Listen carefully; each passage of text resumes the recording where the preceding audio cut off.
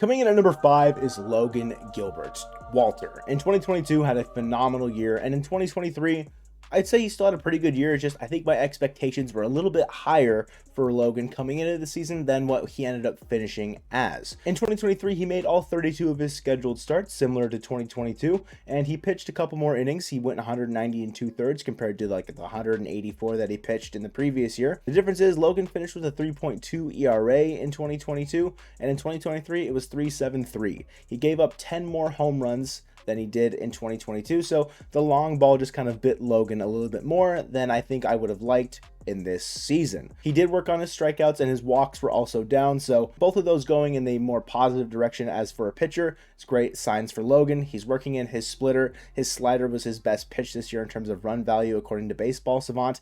It's got a really good whiff percentage and pretty solid K percentage, but that splitter was the put out pitch for the most part. The thing with Logan is he needs to work on not leaving his fast in spots where it can get tattooed. A 55% hard hit rate on that fastball in 2023. It's not ideal for a guy that is throwing fastballs the majority of the time. Logan, he's got great stuff. We know what he's able to do. He had a complete game shutout for crying out loud in this season. So we've seen him reach those higher levels of his peak essentially. It's just a matter of reaching them more often. Logan, he was very, very consistent all season long, and I'm very happy that he's our 5th best pitcher in my opinion, because that's a pretty damn good pitching staff if Logan Gilbert is at your 5th spot. Going into number 4, I do have Matt Brash. I'm not willing to put him any higher, even though I left him off my list last year, and I got a little bit of flack for it, but I wasn't ready to fully buy into the Matt Brash experience in 2022's offseason. But after seeing him lead the Mariners in appearances, leading the MLB in appearances, and striking out over 100 batters over those 78 games, Matt Brash, I can confidently say, is a top-notch reliever in the MLB and one of the best pitchers on the Mariners pitching staff. He was also the most unlucky pitcher in this season. He had a 380 BABIP, which led the team in the wrong direction. So Matt Brash, he was mainly playing cleanup duty for a lot of guys that couldn't get the job done necessarily, and it ended up backfiring some of the time.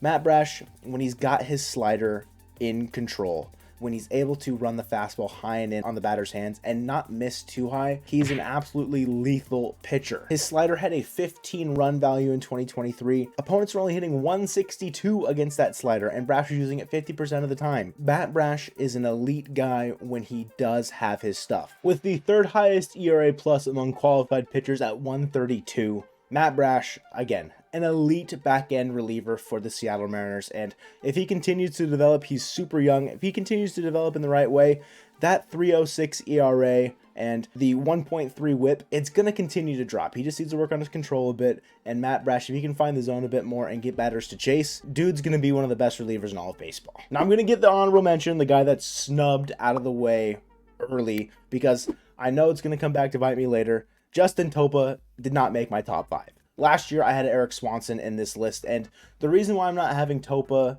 versus where I had Swanson is because Topa's ERA plus was 155. It led the Mariners in ERA plus in 2023. Eric Swanson had an ERA plus of over 200, 222 to be exact. So for a guy that isn't necessarily your highest leverage person, it needs to be in that elite, like the top of the top, no questions asked, elite level of pitching. And Justin Torpa, albeit very, very surprising, very happy that he turned out the way he did. It's just not enough to crack in this top 5 and pass guys like Gilbert, Brash, and my number 3 spot, Andres Munoz. I've got Munoz still a little bit ahead of Matt Brash as it stands right now. However, the longevity of Munoz definitely has me questioning this spot. Let me know if you guys think that Munoz is still the best reliever on this team, but it's hard to argue against the peripherals when Munoz is still putting up lights out numbers in what people would consider a regression in a year where he was dominant in 2022. He was very, very good again in 2023. It's just he really lost a lot of the command, it felt like, in bigger moments. And just like Matt Brash, he was pretty unlucky. He had a 330 BABIP instead of 380, so not ideal for your 2 high leverage back end guys that you need to go be nails and get outs to have 2 highest BABIPs on the team. And Munoz, the run values on his pitches, they weren't as dominant. His slider in 2022 had a 20 run value. It's insane how much value that pitch had in 2022. In 2023, the 3 pitches, slider, 4-seam, and sinker, none of them were higher than a 3 run value. And one thing I will say though, Munoz, his fastball was a bit better in 2023. In 2022, it was getting hit around a ton, a 328 batting average on that fastball, just a 184 batting average for Munoz's fastball in 2023.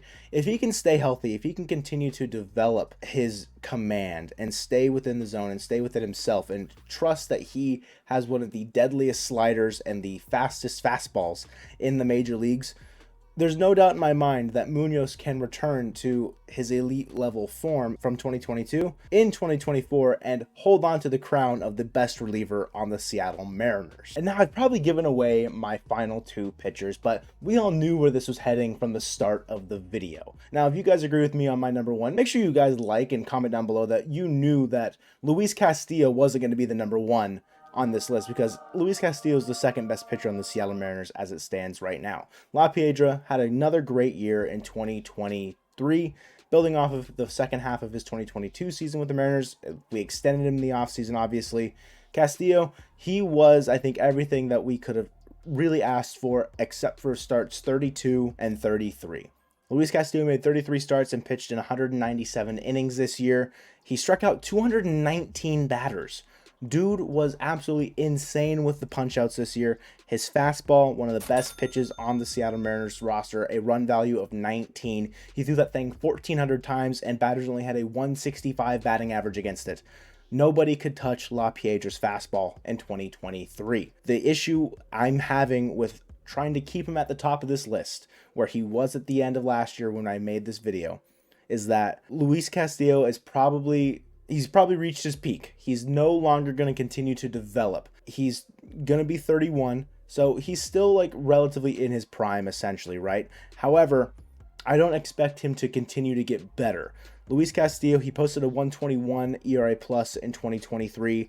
Like I said, 33 starts, had 197 innings with a 3.34 ERA. Did give up the long ball a little bit, 28 bombs this year. It's not necessarily something that you want out of your ace, more so than some of the other pitchers on your team. So that's why I have given George Kirby the mantle of the best pitcher on the Seattle Mariners. George Kirby, he has got that dog in him. He is just absolutely a menace out on the mound. He will not let anybody get on base for free. 19 walks across 190 and 2/3 innings pitched. That is a less than 1.0 walks per 9, guys.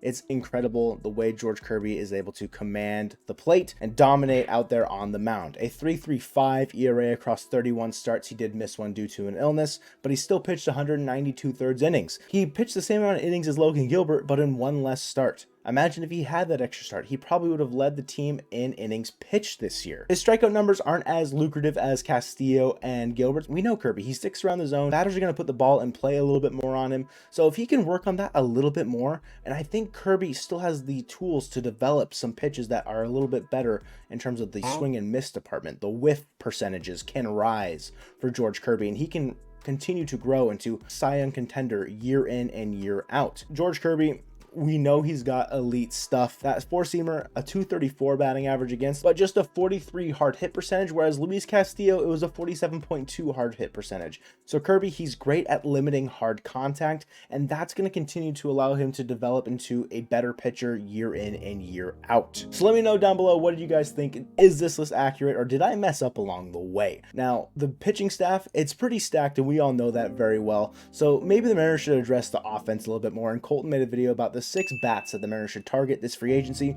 Make sure you guys go check out that one, and thank you guys for watching this one, and go Mariners.